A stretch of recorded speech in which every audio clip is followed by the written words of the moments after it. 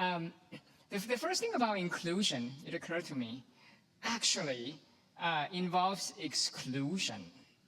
And I think that's really important to bear in mind, not to say it's a bad thing, but when you think about safe space, creating a safe space, you're actually excluding certain ideologies, certain kind of people.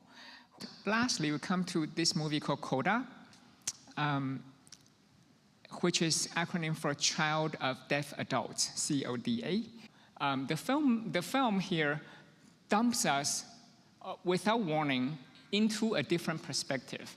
And I find that quite productive beyond just casting deaf actors.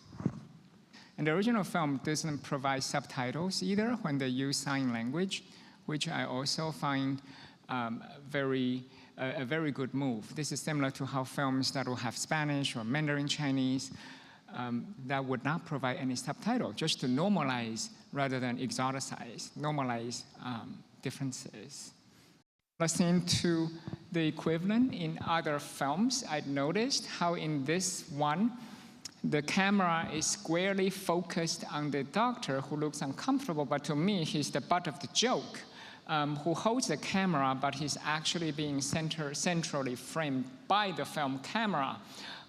We do not get the reveal. We would be depriving ourselves of the full experience of this world if we insist on just standing in front of this masterpiece and not moving. We should be able to move to different angles and begin to appreciate. And that is the power of the lens. So it's not about the painting being wrong, but perhaps the lens we're using, our perspective, is problematic.